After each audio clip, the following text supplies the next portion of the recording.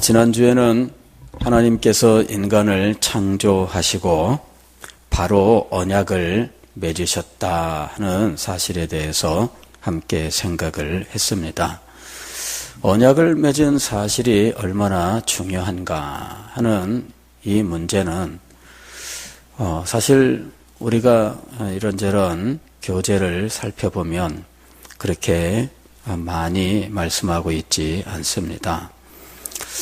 제가 이제 지난 월요일 날 부산 경남 지역의 개혁주의 신학과 이 교육 목회를 추구하는 목사님들의 모임에서 이제 강의를 했는데 이제 우리 교회에서 장소를 빌려주고 진행을 했습니다.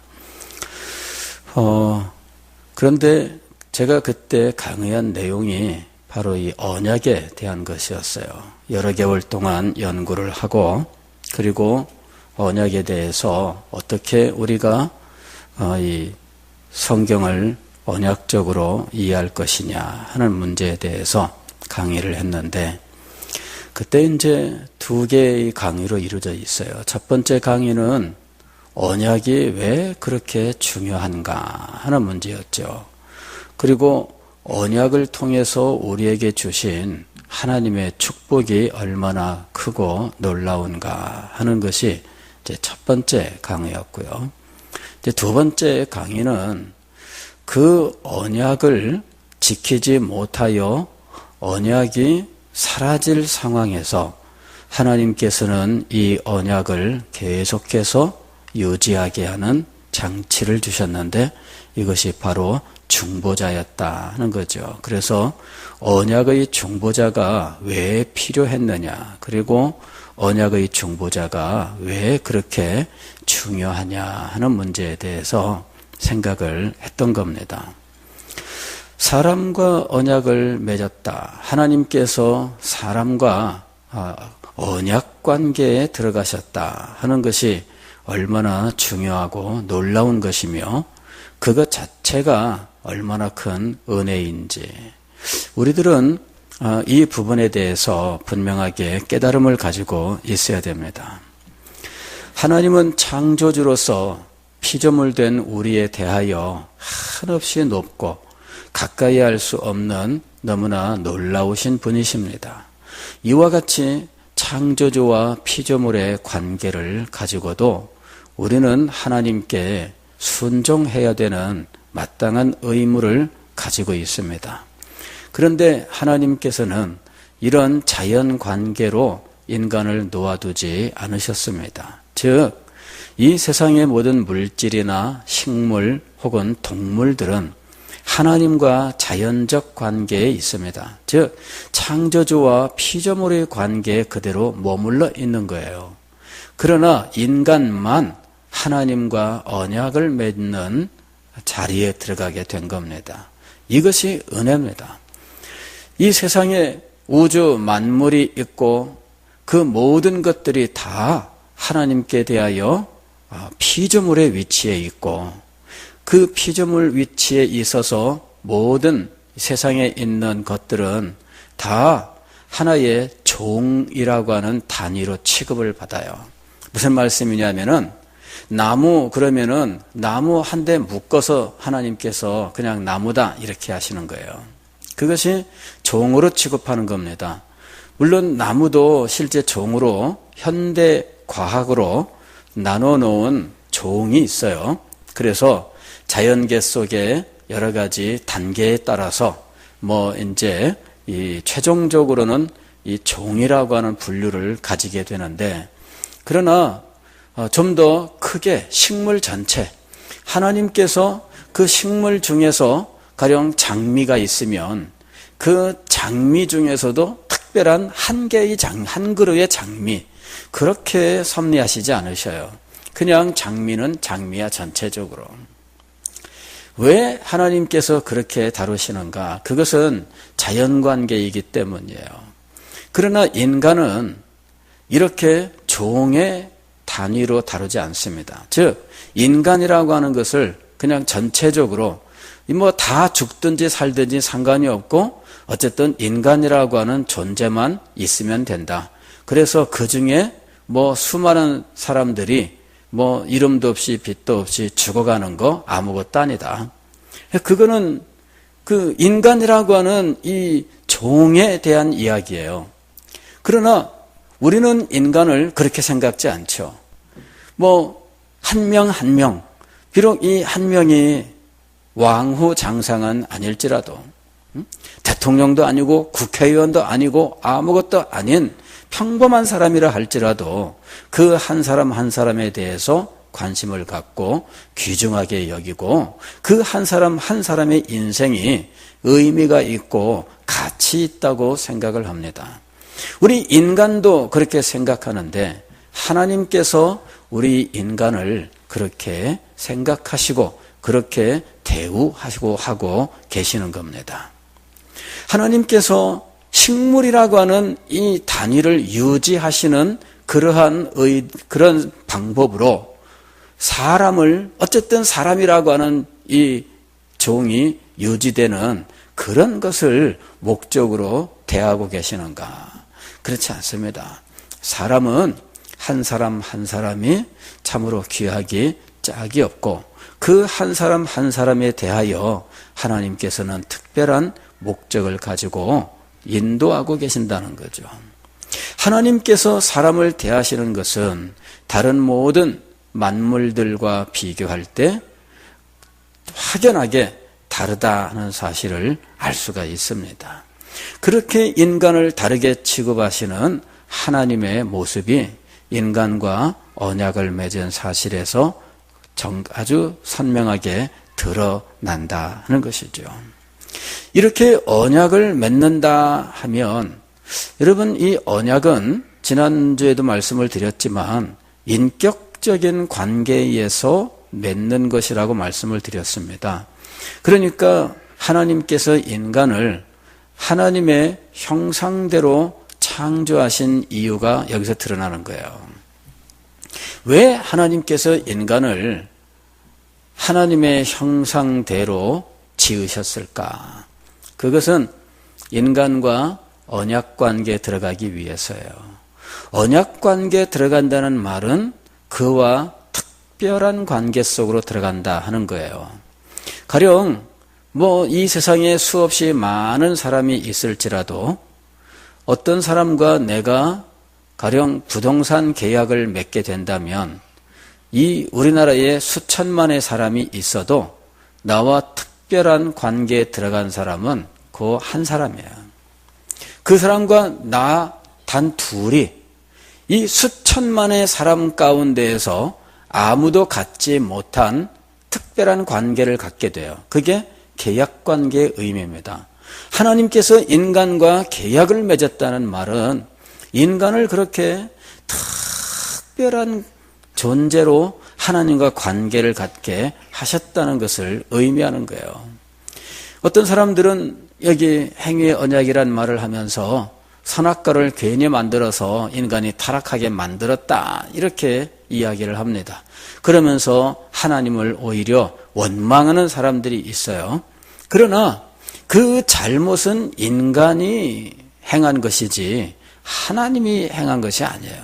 하나님은 인간을 하나님의 형상으로 만들어서 그와 언약을 맺어 그와 특별한 관계 속으로 들어간 거예요.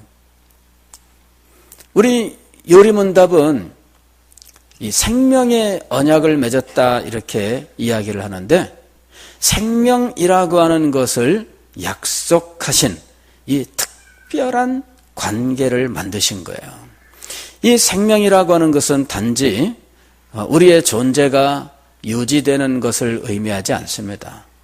그런 것을 성경은 생명이라고 말하고 있지 않아요. 우리는 생물학적으로는 우리가 존재를 유지할 수 있게 만드는 생명력 이런 것들을 우리는 보통 생명이라고 이야기를 합니다. 그러나 성경이 하나님께서 우리에게 약속하신 그 놀라운 축복으로서의 생명은 그걸 의미하는 게 아니에요. 가령 우리가 지옥에 들어가면 지옥에 있는 사람들도 그 존재는 영원히 유지가 됩니다. 그러면 지옥에 있는 사람들도 영생하는 것은 틀림없습니다. 그런데 우리는 그것을 영생이라고 생각하지 않아요. 왜? 그렇게 심판받으면서 살아가는 삶이 무슨 생명력이 넘치는 삶이겠어요. 가령 우리들 이 세상을 살아갈 때 어떤 사람은 그냥 건강이 늘 문제가 되어가지고 늘 아프고 늘 약 먹고 주사 맞고 다니고 힘이 없어가지고 절절절 매고 살아요. 근데 어떤 사람은 아픈 데도 없고 힘이 넘치고 건강해서 활력 있게 살아요. 두 사람 다 존재하는 것은 틀림없어요. 그러나 한 사람은 생명력이 쇠약한 사람이고 한 사람은 생명력이 넘치는 사람이에요. 그런데 여기 성경에서 말씀하고 있는 이 생명은 단지 우리가 생명력이 넘치느냐 그걸 말하는 것이 아니라 생명의 주인 되신 하나님과 생명의 교제로서 그의 영혼이 이 세상에 우리의 인간의 말로는 표현할 수 없는 정말 그 아름답고 영광스러운 어떤 즐거움과 행복의 상태이냐 하는 것을 의미하는 거예요. 성경이 말씀하는 영생은 그냥 단지 오래 사는 걸 말하는 게 아니고 하나님과 생명의 교제를 나누면서 그 생명의 교제 속에서 누리는 최고로 아름답고 영광스러운 즐거움과 복락을 의미하는 거예요. 하나님께서 아담에게 언약을 맺어 약속하신 생명은 바로 그것을 의미하는 겁니다. 그러니까 아담에게 약속하신 언약의 약속 그것을 볼 때에 하나님의 언약은 얼마나 큰 은혜인지를 알 수 있는 거예요. 우리와 언약을 맺는다는 사실, 또 언약을 맺기 위하여 하나님의 형상대로 창조하셨다는 사실, 그리고 그와 언약을 맺어 인격적인 존재로 대우하셨다는 사실. 이 인격적인 존재로 대우하셔서 하나님께서 인간을 어떻게 축복하셨느냐 하면 자연 만물에 대하여는 하나님을 대신하는 왕과 같은 존재로, 그게 인간이 하나님께 부여받은 영광스러운 지위예요. 그래서 하늘에 있는 것이나 땅에 있는 것이나 바다에 있는 것을 다스려라 말씀하신 거예요. 이게 왕 같은 왕의 위치. 그러면서 동시에 하나님께 대하여는 백성의 관계인, 하나님이 왕이 되시고 하나님의 백성이 되는 이 관계, 그러면서 자연에 대하여는 왕과 같은 존재, 이것이 인간이에요. 그러니까 하나님께서 인간을 하나님의 형상으로 창조하시고 그와 언약을 맺었는데 그 언약 속에서 인간에게 부여하신 지위가 이렇게 영광스러운 지위였다 하는 거예요. 그리고 인간에게 약속하신 그 약속은 얼마나 아름다운지 생명의 교제라고 부르는 것이었습니다. 그러니까 우리가 흔히 교리에서 행위 언약 이렇게 이야기 들을 때마다 우리는 그 행위 언약을 통해서 아담이 실패한 사실만을 기억하고 그에 대해서는 소위 안 좋은 추억들을 떠올리고 있다는 거죠. 실패했다 이것만 떠올리는 거예요. 그런데 행위 언약은 본래 그렇게 아름답고 그렇게 놀랍고 그렇게 영광스러운 것들을 인간에게 약속하고 있었던 것입니다. 그러니까 이 언약이 얼마나 대단한 것인지에 대해서 우리가 깊이 깨닫고 우리 인간과 언약을 맺으신 하나님께 대하여 무한 감사와 찬송과 경배를 드려야 한다 하는 거예요. 나중에 또 계속 공부하겠습니다마는 이 인간은 하나님과 언약 관계를 떠난 적이 없어요. 인간이 타락을 합니다. 아담과 하와가 범죄하게 되죠. 그런데 언약은 계속돼요. 어떻게 계속되느냐? 이 언약을 계속되게 하는 하나님의 준비가 있었는데 그것이 바로 중보자예요. 중보자께서 즉시 이 파기되는 이 언약을 살려내시는 거예요. 중보자가 등장하면서 이 계약이 파기될 상황에서 유지가 되는 거예요. 그래서 이것을 우리는 은혜 언약 이런 식으로 이야기를 합니다만은 이건 뭐냐면은 파기될 뻔한 언약을 하나님께서 중보자, 다시 말씀을 드리면은 보증인을 세워서 그 계약을 유효하게 하셨다 하는 거예요. 그래서 보증인을 알고 보증인을 믿고 보증인을 신뢰하고 의지하면서 언약에 참여하게 되어 언약에 약속하고 있는 모든 것들을 다시 받게 하는 것, 바로 이것이 은혜 언약이며 이것을 우리가 복음이라고 부르고 있는 거예요. 그래서 인간은 창조로부터 이 세상 끝날까지 하나님과 언약 관계에 있으면서 하나님이 언약을 통해 우리에게 약속하신 이 놀라운 것들을 은혜로서 받고 있다는 거예요. 이 언약이라고 하는 것은 너무나 놀라운 것입니다. 자, 이 언약의 내용을 오늘 우리가 이제 창세기 2장 16절 17절에서 볼 수 있었고요. 그 언약을 이제 파기하는 장면이 3장 1절 이하에 등장하고 있는 거죠. 그런데 뱀은 여호와 하나님이 지으신 들짐승 중에 가장 간교하니라. 뱀이 여자에게 물어 이르되 하나님이 참으로 너희에게 동산 모든 나무의 열매를 먹지 말라 하시더냐. 이것은 이 뱀이라고 하는 존재, 이것이 지금 우리가 보고 있는 이 뱀을 이제 의미하는 것으로 우리는 봅니다만은, 근데 이 뱀이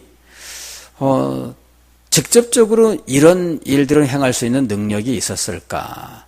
이제 그것은 아니고 사탄이 그에게 역사했다 이렇게 봅니다. 그래서 사탄을 가리켜서 옛뱀이라고도 부르는 거예요. 옛뱀이란 건 뭐냐면 아담 때에 아담을 유혹했던, 하와를 미혹시켰던 그 뱀을 가리켜서 사탄이라 이렇게 부르는 겁니다. 자, 이 뱀이 하와를 먼저 접촉을 해서 하와에게 하와를 미혹시키는 거죠. 그래서 결국은 하와가 뱀의 유혹에 넘어가고 또 자기 남편 아담도 역시 이 범죄에 동참하게 만든 거예요. 우리 요리문답 제 13문부터 제 16문까지는 이런 타락의 과정에 대해서 질문하고 문답을 하고 있습니다. 그러니까 인간은 그 창조된 상태에 그대로 머물러 있었느냐? 그렇지 않고 타락했다. 그러면 죄는 무엇인가? 죄는 하나님의 법을 순종함에 부족한 것이나 혹 어기는 것이다. 그러면 구체적인 그 죄는 무엇이었느냐? 따먹지 말라고 한 선악과를 따먹은 것이다. 먼저 이런 내용이 이 타락의 과정이죠. 우리는 이 타락의 과정을 통해서 알아야 할 것은 이 모든 범죄는 하나님이 만드시거나 하나님이 유도한 것이 아니라 인간 스스로가 이 죄를 범했다는 사실과 인간이 범죄하도록 유혹한 존재가 있었다는 사실을 알아야 돼요. 오늘 여기 말씀을 보면은 사탄이 뱀을 사용해서 하와를 유혹하는 장면이 나오는데 그때 하와가 그걸 보고 미혹당해서 선악과를 따먹고 남편에게도 줍니다. 범죄하는 행동은 자기들이 의지의 결단으로 한 거예요. 자기들의 의지의 결단입니다. 유혹은 있었지만 그 유혹 때문에 어쩔 수 없이 범죄하는 것이 아니라 유혹은 있었지만 그 유혹을 이기지 못하고 자기 속에 있는 이 정욕에 이끌려서 그만 자기 스스로 범죄를 하게 된 거예요. 그래서 이 죄의 책임을 하나님에게 미룰 수 없습니다. 인간 스스로 그 죄의 값을 치러야 돼요. 어떤 사람들은 하나님에게 책임을 어떻게 해서라도 단 조금이라도 하나님에게 책임을 돌리려고 하는 사람들이 있어요. 즉, 아니 뱀은 누가 만들었나? 하나님이 만드신 거야. 그러면 뱀을 사용한 사탄은 누가 만들었나? 하나님이 만든 거야. 선악과는 누가 만들었나? 하나님이 만든 거야. 그러면 하나님이 책임이 없다고 말할 수 없겠네요. 이렇게 말하는 거죠. 그죠? 근데 선악과는 그 목적이 인간을 타락시키려는 목적으로 만들어진 게 아닙니다. 그리고 인간을 타락하여 이 징계를 받아서 비참한 가운데 떨어지는 것을 목적으로 만들어진 게 아닙니다. 원래 선악과를 만드신 목적은 인간을 축복하시기 위해서였죠. 자기가 그 선악과의 시험을 이겼으면 축복을 받는 거예요. 그게 목적인 겁니다. 근데 자기가 안 해놓고 책임을 하나님께 돌리는 것이 마땅하냐는 거죠. 여러분, 가령 여기에 상을 주려고 아주 엄청난 상을 준비하고 있어요. 그리고 이제 테스트를 했습니다. 요거 여기까지만 하면 된다 하고서는 기준을 주었는데 그가 할 수 있는 기준에 맞춰서 이 테스트를 한 거예요. 그랬는데 본인이 부주의해가지고 그만 이 테스트를 제대로 감당하지 못했어요. 그리고 나서 하는 말이 하나님 그 테스트 없이 그냥 나눠주면 좋을 텐데 이러고 있는 거예요. 이게 이제 선악과에 대해서 사람들이 가지는 불편한 생각입니다. 또 뱀은 왜 만드셨고 사탄은 왜 만드셨나? 이렇게 꼬집고 나가니 결국은 하나님이 적극적으로는 아닐지라도 어쨌든 그래도 도의적으로는 어느 정도 책임이 있지 않을까? 하나님이 도의적으로 조금이라도 책임이 있다고 하면 인간에게 전적으로 죗값을 물을 수가 없게 됩니다. 그러니까 인간은 언제든지 누군가를 끌고 들어가는 습성들이 있어요. 나 혼자 못 죽는다. 이런 생각이 인간에게 있는 거예요. 아담이 하는 모습을 보면은 드러납니다. 8절 이하에 보면은 하나님께서 에덴 동산에 나타나셨는데 이 아담과 하와가 그만 지금 나뭇잎을 가지고 이게 하체를 가려가지고 지금 치마를 만들어서 이렇게 있는 상황이잖아요. 하나님이 나타나시니까 부랴부랴 나무 숲속으로 숨었어요. 아담아 네가 어디 있느냐 그랬더니 하나님 제가 벌거벗었으므로 부끄러워하여 지금 숨어 있습니다. 아니 네가 어떻게 벌거벗은 것을 알게 됐냐? 누가 알려줬냐? 그랬더니 아담이 하나님께서 만들어서 제게 주신 그 여자가 내게 선악과를 줌으로 먹었습니다. 여기서 누가 누구에게 책임을 미루고 있냐면은 1차적으로는 여자에게 책임을 물어요. 여자가 이걸 줬어요. 그런데 이 여자는 누가 만들었느냐 하면 하나님이 만들어서 주신 거예요. 이렇게 책임을 묻는 함께 이렇게 물고 들어가는데 나는 혼자 못 죽어. 혼자 못 죽어. 여자도 끌고 들어가고 하나님도 끌고 들어가요. 그랬더니 이 여자가 하나님 앞에 또 대답을 하는데 하나님이 만드신 뱀이 꿰물어 제가 먹게 되었습니다. 이렇게 핑계를 대는 거예요. 그러나 성경은 핑계할 수 없느니라 이렇게 말씀합니다.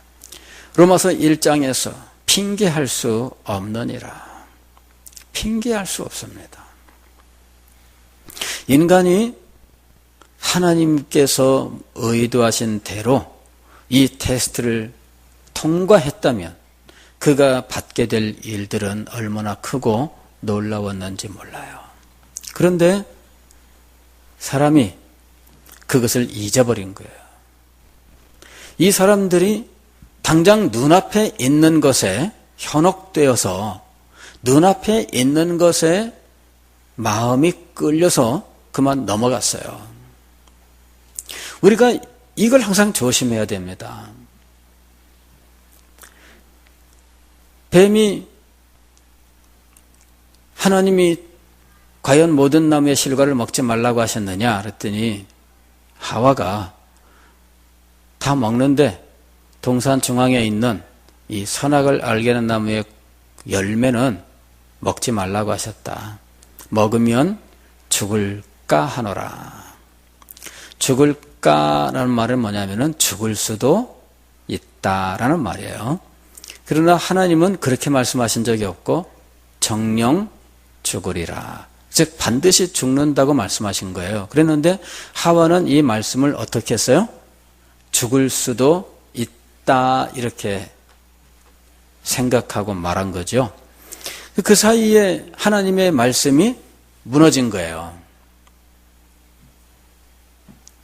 뼈대는 남아있는 것 같은데 슬그머니 지금 변경되고 있는 거예요. 그랬더니 뱀이 요때다. 그래서 딱 그것을 물고 쳐들어오는데 안 죽는다. 이거지. 오히려 하나님과 같이 될 거다. 이렇게 얘기를 하는 거예요. 그랬더니 그 말이 하와의 머릿속에 들어오는 순간 그의 눈이 뿅 하고 변하는 거예요. 그전에는 선악과를 보면서도 그냥 지나쳤어요. 그냥 하나님이 먹지 말랬으니까 아예 생각도 않고 다녔어요. 그게 무슨 뭐 잘생겼다, 예쁘게 생겼다, 뭐 맛있겠다 이런 거 생각 없었어요. 그냥 다녔죠. 그런데 뱀의 말을 듣는 순간 이 눈이 뿅 돌더니 이 선악을 알게 하는 나무의 열매가 엄청나게 보이는 거예요. 야, 보암직도 하고 먹음직도 하고 탐스럽기도 하고 과연 지혜롭게 할 만큼 정말 멋진 열매로 보이는 거 있죠. 저걸 먹으면은 정말 그렇게 될 것 같아요. 이 사탄이 들려준 생각이 그의 생각 속에 이 생각의 하나의 DNA 쪼가리가 들어오는 거예요. DNA 쪼가리가 생각 속에 탁 들어오게 되면 우리 생각에 있는 또 다른 여러 가지 생각들, 이것은 우리의 욕심이라고 부르는 생각이에요. 이런 욕심이라고 하는 요 생각들이 사탄이 넣어준 요 DNA랑 딱 달라붙으면 그때부터 이것이 점점 많아지기 시작해요. 생각이 많아지기 시작해요. 항상 사탄이 던져주는 요 상념이라고 하는 것은 생각의 쪼가리입니다. 생각의 쪼가리인데 이거는 무슨 논리도 없고요. 무슨 어떤 거대한 체계를 가지고 있거나 그런 거 아닙니다. 그냥 몇 가지 이렇게 쪼가리만 턱 넣어주면 우리의 욕심이 알아서 이것들을 가지고 지지고 볶아가지고 쫙 만드는 거예요.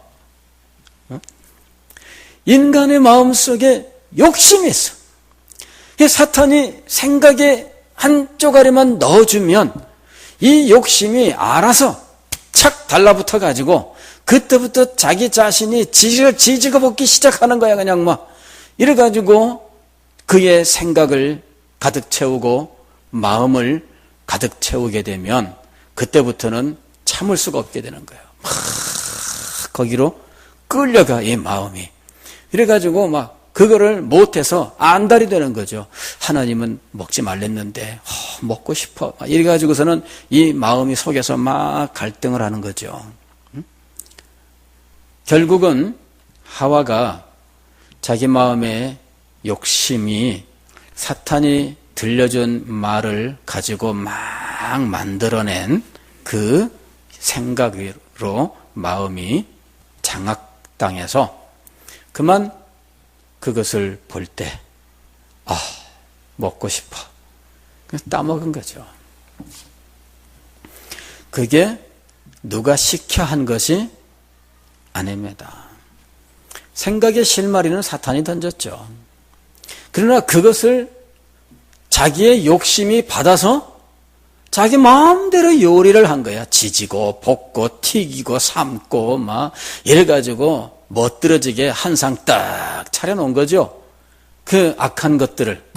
이렇게 한 상 딱 차려놓고 보니까 과연 보암직도 하고 먹음직도 하고 지혜롭게 할 만큼 탐스럽게 이렇게 그득한 한 상이 차려진 거예요. 그리고는 그것을 먹고 여보 당신도 와서 먹어봐 기가 막히네 이래가지고 아담도 불러가지고 먹였어요. 누구에게 책임을 물을 수 있을까요? 누구에게 책임 물을 수 없습니다. 자기가 책임을 져야죠. 자기가. 오늘 우리 요리문답은 범죄의 과정에서 유혹자는 있었으나 그 유혹을 자기의 욕심이 붙들고 계속해서 이것을 요리하여 그럴듯하게 만들어서 그만 스스로 범죄했다. 이렇게 가르치고 있는 거예요. 오늘 우리는 이걸 잘 알아야 돼요. 하나님에게 책임을 물을 수 없다. 그러므로 죄의 값은 누가 온전히 지불해야 되는가? 죄를 지은 죄인이 온전히 지불해야 돼요. 그런데 이 죄의 성격은 무엇인가? 흔히들 이 죄를 창조주께서 명령하신 것을 거역한 것으로 이제 이렇게들 생각을 많이 합니다. 창조주의 명령인데 감히 거역했어? 이렇게 되는 거죠. 근데 알고 보면 이것은 단순한 창조주의 명령이 아니라 인간을 그렇게 사랑하고 인간을 그렇게 존중하며 인간을 그렇게 아름답게 만들고 그 영광스러운 지위를 주시고 그리고 앞날에 얼마나 크고 놀라운 것들을 약속으로 제시하셨는지 그 언약을 어긴 거라는 거예요. 그러니까 자연적 관계에서 따르지 않는 것은 불순종한 것은 어쩌면 도의적 어떤 책임 이런 것입니다. 그런데 언약을 어겼다는 것은 즉 법을 어겼다는 거예요. 그러니까 여러분 이걸 우리가 잘 알아야 돼요. 제14문에서 죄는 무엇입니까? 그랬는데 죄는 하나님의 법을 순종함에 부족한 것이나 하나님의 법이라고 하는 말이 등장을 해요. 그러면서 이 제16문에서는 모든 인류는 아담의 첫 범죄에 참여하여 타락하였습니까? 그러면서 답에서 뭐라고 말하느냐 하면 아담과 맺은 언약은 이렇게 나와요. 아담과 맺은 언약은 아담만 위한 것이 아니고 그의 후손도 위한 것입니다. 그러므로 보통 생육법에 의해 출생하는 하는 모든 인류는 아담의 첫 범죄에 참여하여 그 안에서 범죄하고 그와 함께 타락하였습니다. 즉 언약의 범죄, 언약의 죄라는 거예요. 이게 법적인 죄예요. 창조주 하나님의 명령을 어겼다. 이거는 엄청난 죄인 것이 틀림이 없어요. 그런데 이것이 법적인 명령이었다는 거예요. 법적인 명령. 언약이라고 하는 법적 관계 속에서 이 법을 어긴 것이거든요. 그래서 하나님께서 인간을 정죄하시고 심판하시는데 법에 따라서 그 형벌이 정해진 겁니다. 어떤 사람들은 이렇게 생각할 수도 있어요. 선악을 알게 하는 나무의 실과 그냥 간단히 선악과 이렇게 얘기하면 이 선악과 한 개 따먹은 게 그렇게 큰 죄인가? 이렇게 생각할 수 있잖아요. 선악과 아담과 하와가 몇 개나 따먹었을까요? 한 개를 따먹었을까요? 한 5개쯤 따서 나눠 먹었을까요? 몇 개를 따먹었는지는 우리가 알 수가 없어요. 예전에 제가 이 고등학생 시절에 우리 동네에 이 과수원이 있었는데 복숭아 밭이 있었어요. 근데 이 복숭아 밭에서 1,000원 내고 마음대로 이런 어떤 판매 정책을 쓴 일이 있습니다. 이래가지고 야 우리 복숭아 먹으러 가자. 이래가지고 하여튼 뭘 먹으면은 하여튼 그 무적행처럼 엄청나게 먹는다는 이 친구들이 모여가지고 이제 먹으러 갔어요. 저도 그때는 정말 들어와라 그랬던 거야. 없어서 못 먹지 있는 걸 못 먹은 적은 없거든요. 그러니까는 우르르 이제 친구들이 놀러 거기 갔어요. 그래 1인당 1,000원을 내고 과수원에 입장을 했습니다. 그리고는요 거기 있는 복숭아 이거 우리 거다. 오늘 우리가 이 복숭아 밭을 그냥 완전히 소위 속된 말로 하면 작사를 내자. 30분 만에 다 포기하고 나왔습니다. 왜요? 이가 쉬어가지고 못 먹겠어요. 이가 쉬어가지고 한 5개쯤 먹고 나니까요 시큰시큰거리는데 이게 씹히질 않아요 복숭아가. 그래서 먹고 나오면서 우리가 한 말이 야 주인이 다 알고 하는 거구나. 니네들 와서 먹어봤자 1,000원 내고 와서 먹어봤자 기껏 먹어야 1,000원어치 먹는 거고 그 다음에 그 정도도 못 먹는다. 알고 했다는 거죠. 우리가 다 당했다. 그리고 나왔어요. 과수원을 작살내자 천만의 말씀. 그랬다가는 내 이가 작살날 것 같아요. 그래가지고 결국은 포기하고 내려왔습니다. 선악과 도대체 몇 개나 따먹었을까? 그리고 그 값이 얼마일까? 그 당시에 지천에 널린 게 과일인데 그리고 누구 판매할 것도 아니니까 그거 가지고 값이라고 해봤자 얼마나 되겠어요? 판매용이라면야 값을 정할 수 있겠죠. 예전에 제가 어딜 여행을 갔는데요. 한 번은 도로에다가 포도며 뭐며 이런 거 이제 파는 사람이 있었어요. 그 밭을 그 도로 옆에 포도밭이야. 그래가지고 지나가다가 그 앞에서 이제 농부하고 이야기를 좀 해봤어요. 여기 동네 애들이 와서 이 포도 같은 거 좀 이렇게 서리 같은 거 합니까? 그랬더니 이제는 그런 거 어림도 없다고. 그랬다가는 지금 자기네는요 하여튼 한 명만 잡혀라 그렇게 하고 있답니다. 한 명만 잡혀라. 그러면은 1년 농사 몽땅 물리겠다 이러고 있다는 거예요. 그때가 한 30년 가까이 됐는데 한 명만 잡으면 2,000만 원을 물리겠다 이러더라고 그분이. 그때 그 교역자 이 사례가 제가 전도사 시절에 그때 15만 원, 16만 원 받았거든요. 근데 2천만 원을 물리겠다고 말하는 거예요. 그러니 뭐 엄청나게 물리겠다는 얘기잖아요. 그래서 옛날에 뭐 수박서리하고 뭐 콩서리하고 뭐 이러던 이런 거 이거 이제 큰일 나는구나. 왜? 판매용이니까.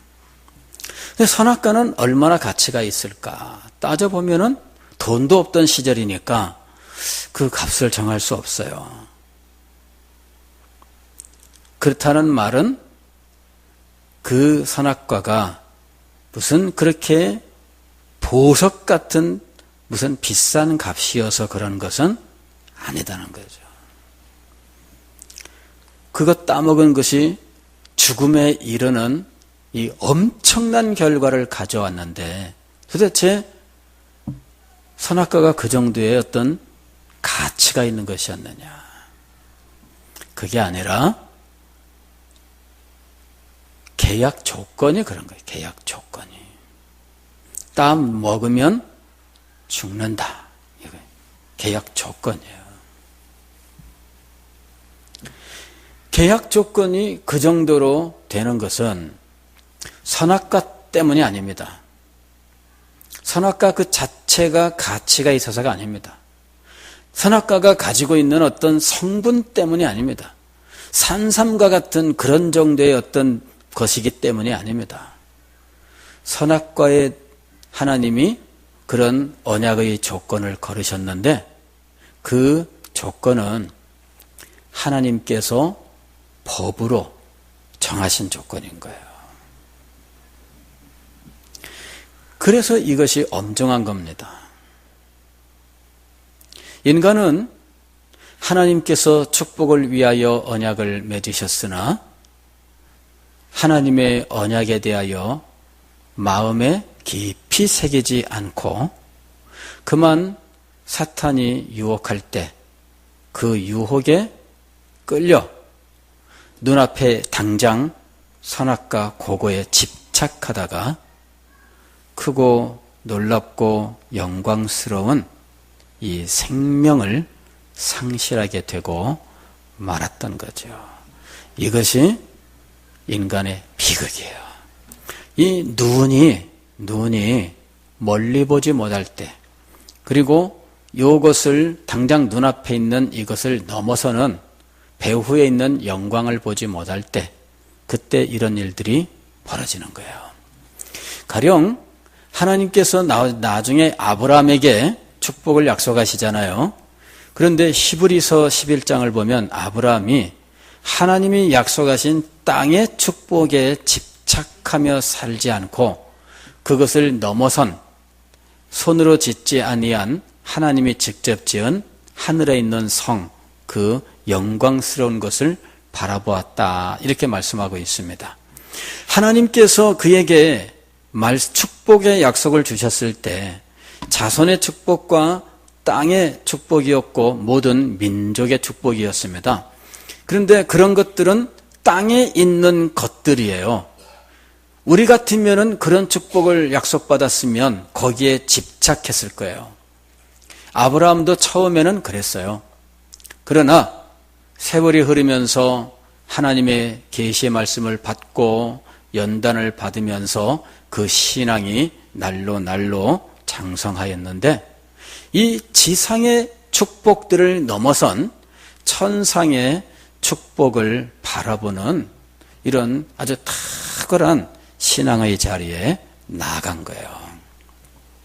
우리는 성경을 읽으면서 구약 성경은 물질 축복을 약속하고 있다. 이렇게 생각하기 쉬워요.